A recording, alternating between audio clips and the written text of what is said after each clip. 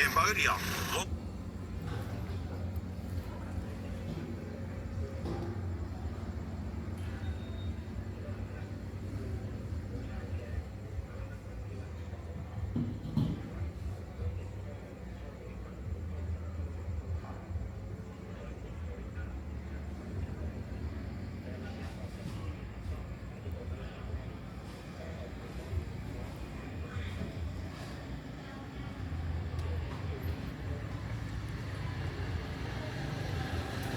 Long story short, we're gonna go to the Genocide Museum, which is slash a Long story short, we're gonna go to the Genocide Museum, which is slash a prison. We'll learn all about what happened, and after that, we're gonna go to a place they call the Killing Fields. It's where a lot of the stuff took place. This Communist Party, in its 4-year span of power, killed 1 in 4 people in Cambodia. Over 2 million people were killed, 1 in 4 of that current population, in the most savage, disgusting ways. Put it in a bit of more perspective, it's a known thing that when you walk around Cambodia,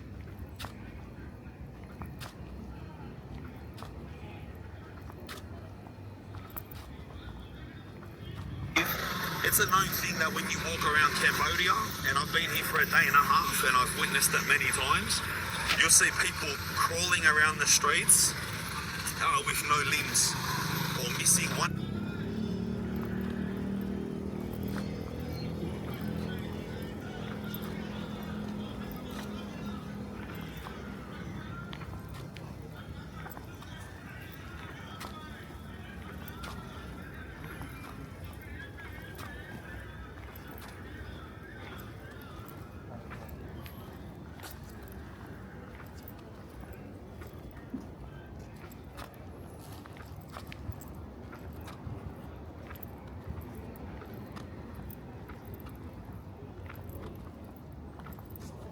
You'll see people crawling around the streets with no limbs, or missing 1 limb, or 3 limbs, or they've got wheels attached to their lower back because they're half their body's chopped off, and it's all coming from what happened from these communists in the 70s.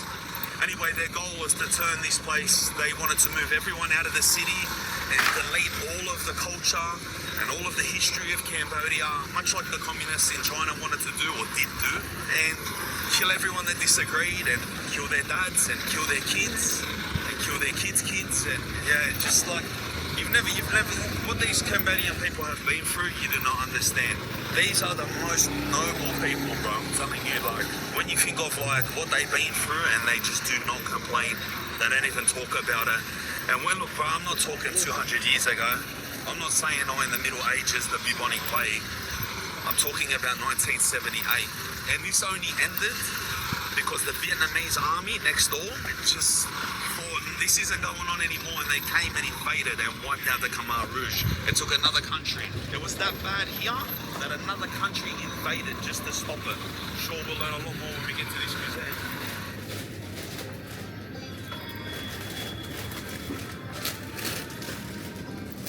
There's so many beautiful palaces around this place. Yeah, it's not far from us now. It's here in the capital. But the place known as the Killing Fields is outside the city. He said it's about 40 minutes outside the city.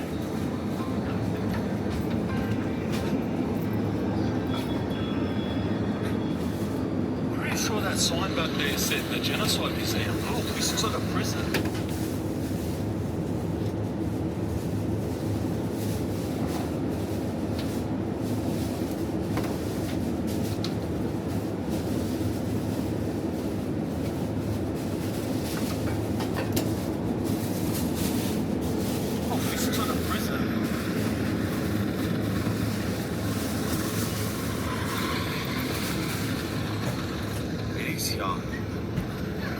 This is it.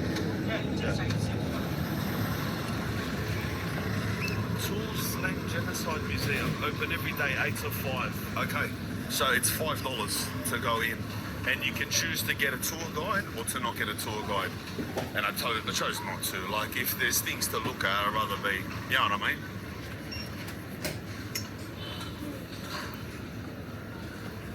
Yeah, the last thing I want to do is walk around with a big group of people like that, being told where to go and sitting there. I reckon we just read stuff and look for ourselves. There's a picture of the buildings. That's like the prison compound, building A, B, C.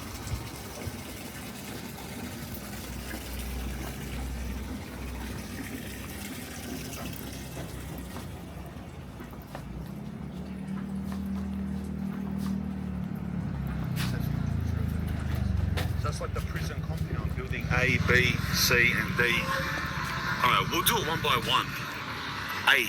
Confinement of high-ranking Kajusundor Pol Pot. No ads, no ads, no ads. King Shot brings you endless fun without any breaks. We'll do it one by one. A. Confinement of high-ranking Kajusundor Pol Pot. I don't know what that means, but let's go have a look. So here, this whole compound, which is like in the middle of Phnom Penh, was mass prison, and they said they do mass executions here. Yeah, mass executions with tombs here. Yeah. And these here tombs are the tombs of the very last people that were killed here before the Vietnamese took over.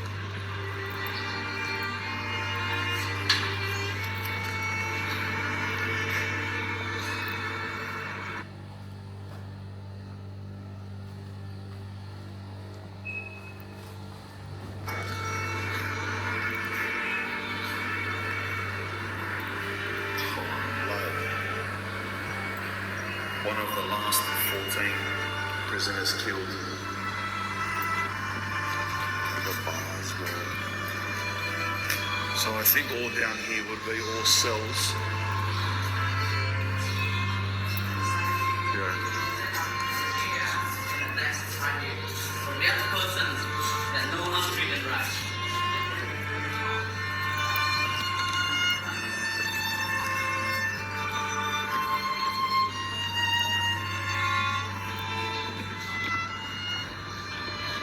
Yeah, so they're all fairly big prison cells down the bottom there. I don't quite understand, to be honest, what it meant that building A was. It was written very strangely.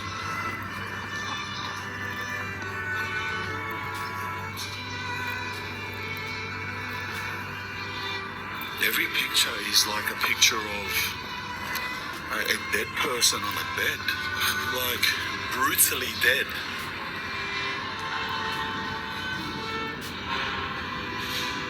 I can't even show you. You're looking at a blurred picture right now because I'll have my editor blur it. But that's this bed with the top half of a body on it. That's what it is.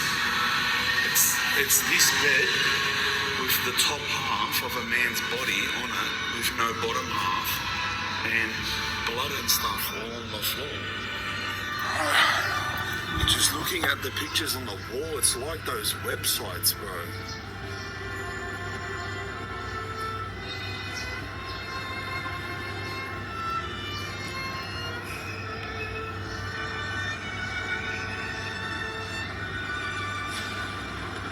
I can't even explain, like, that one was like it's like a picture of an exploded person on that bed with a chair stacked on top of like an exploded body. Yeah. Putrid, mate. Putrid. Look at this. Discipline of the security. You must answer according to my questions. Don't turn them away. Don't try and hide the facts by making excuses about this or that. You are strictly prohibited to contradict me. You are strictly prohibited to contradict me. Number 3, do not pretend to be ignorant, for you are a chap who dares to thwart the revolution. Wow, that's number 3. You are a chap who dares to thwart the revolution. That speaks for itself. So you're getting a picture of what's happening. This is a place of people who dared to object to whatever was happening to them and their families, or didn't join in, and they get put in these rooms and put on beds and exploded, for the lack of a better description. Number 4, you must answer immediately without wasting time on reflection. What a rule that. What is that amount of time? 1 second? Number 5, don't go on about your minor mistakes or infringements of the moral code or on the essence of the revolution. Number 6, while getting lashes or electrification, you must absolutely not scream or cry out. Get the f*** out of here, bro. Number 7, do nothing, sit still and wait for my orders. If there is no order, keep quiet. And when I tell you to do something, you must do it right away without protesting. Bro, these are the most savage rules I've ever heard, lad. Number 8, don't make pretext about Kampuche Krom in order to hide your secrets or your betrayals. Number 9, if you do not scrupulously follow all the above rules, you should get many lashes or electric shockings. For every infringement, 10 lashes or 5 shocks. If you're getting lashed or shocked and you cry out, that's an infringement, or you make a sound. So you could be caught in an infinite cycle of lashings and shockings until you shut up, pretty much. That says underneath it, the last estimate of the number of victims who died at S21. Oh, that's here. S21 is this place. Is 18,000 people.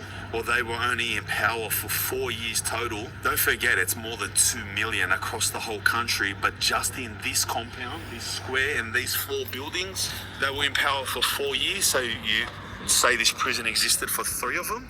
Only 8 adults and 4 children have ever survived, and that's them.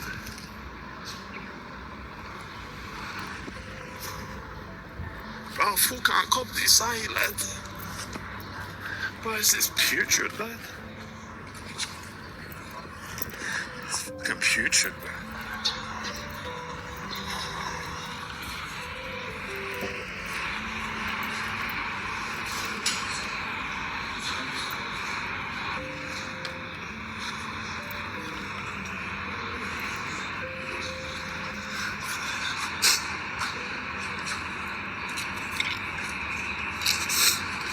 I can't do this, eh? You see the young boy?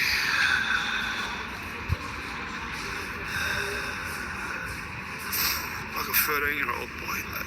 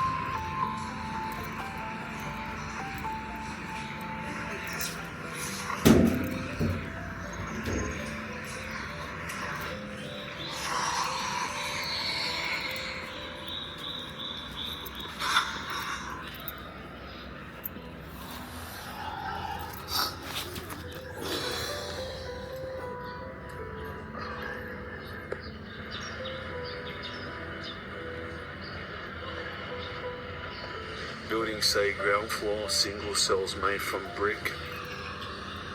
First floor, single cells made from wood. Second floor, mass detention. The braid of barbed wires prevents the desperate victims from committing suicide.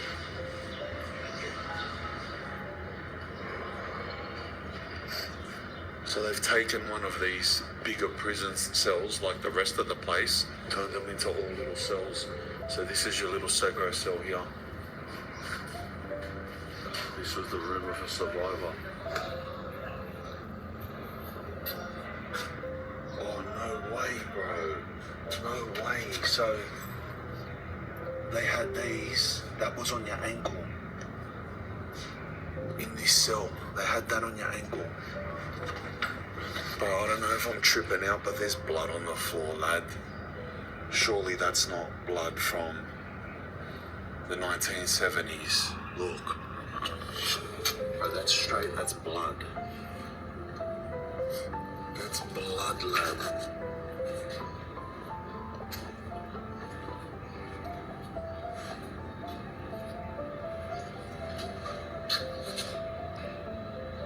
Someone's like scratched the date in here. Look. 10/1/79.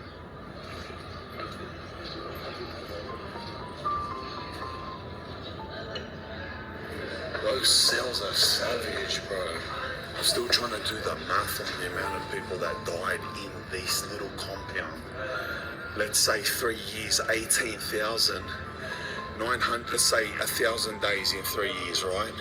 18 people a day were dying in this little compound, bro. From here to the fence, look, you can see it. This is smaller than a primary school. It's half the size of a primary school. 18 people a day. These are the wooden cells.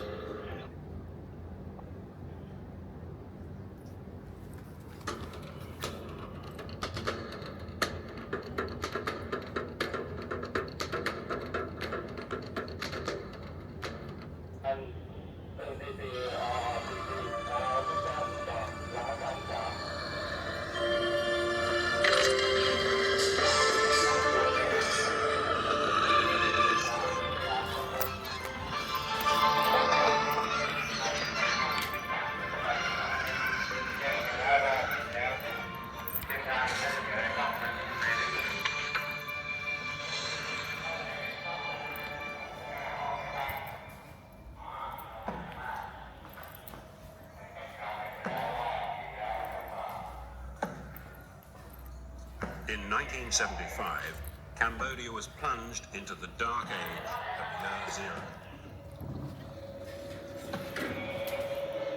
Today, Cambodia has to live with the knowledge that the Khmer Rouge, who engineered that cruel reversal in time, are on their way back.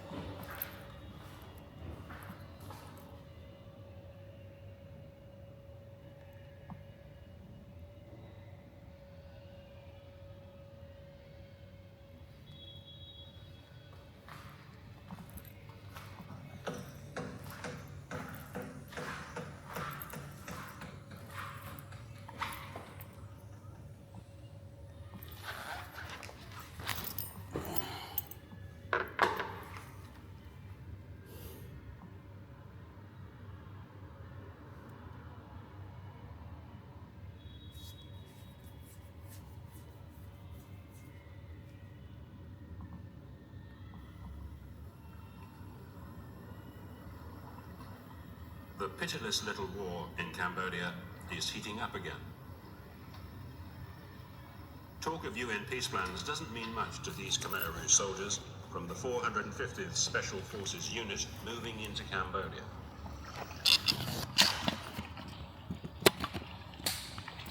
These men are fighters, not diplomats.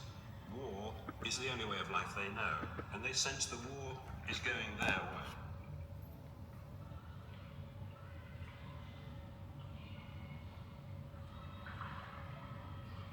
These are tough jungle troops that own in the forest. Their casual appearance belies the iron discipline of those who know no other life. ប្រធានមកយូរប្រហែលឆ្នាំយូរមកប្រហែលឆ្នាំ20ធ្វើតាំងពីតស៊ូជាមួយកូនគ្រាបយូរធ្វើមក10ឆ្នាំ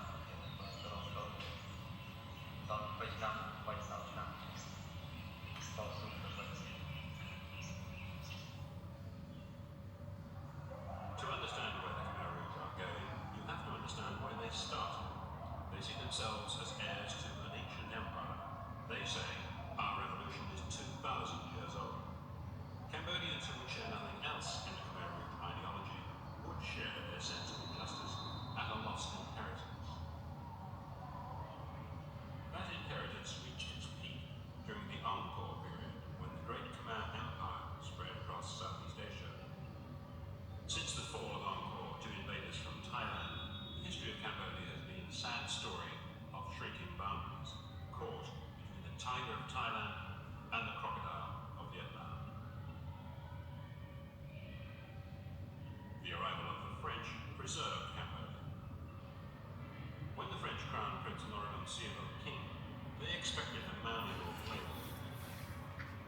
Instead, Sihanouk uprooted them and won early independence for his country. He had little tolerance for political opinion other than his own. He called them Khmer Rouge, Red Khmer, and ordered his police to suppress them. Yet the movement we know today as Khmer Rouge owes much to the prince. The founding three members who went into the jungle in 1963 remain key leaders today, in particular Pol Pot and Son Sen. Their tiny